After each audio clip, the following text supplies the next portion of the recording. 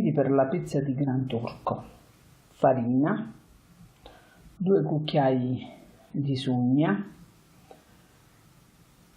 refrittele, sono dei resti di grasso di maiale, formaggio grattugiato, pecorino grattugiato al momento e un pizzico di sale. Si amalgama in tutto con l'acqua bollente. La pizza da lucinga. Questo è il coperchio e questo è il tegame. Si fa riscaldare per circa mezz'ora e poi si adagia l'impasto della pizza di Gran Turco.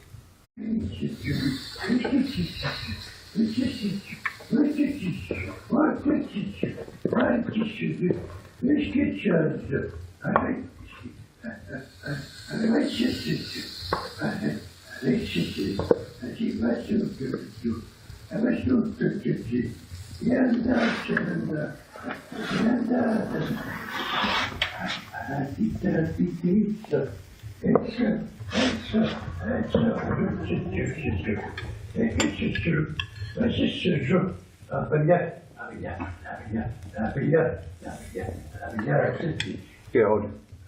Olio d'oliva. Questo qua perché non abbiamo le foglie di castagno per fare l'impermeabile. Ok. Taglia così, si fa la croce per dividerla meglio. Si mette il coperchio.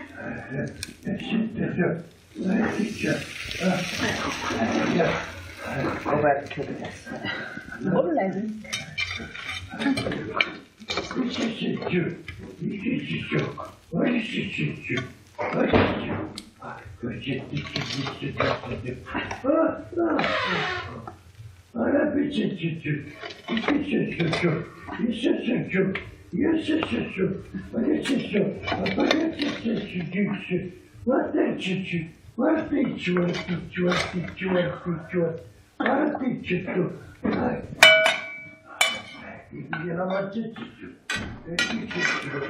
Quando è adesso?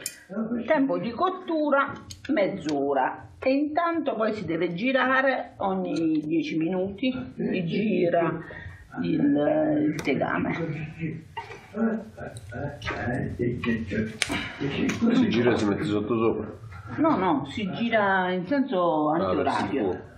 Verso il fuoco. Antiorario.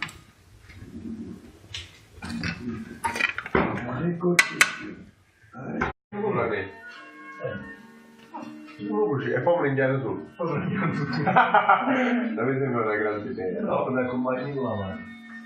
Ah, ma c'è una fiera allora? E poi ci facciamo accompagnare, ma c'è una fiera. Io non posso, io alla fine sto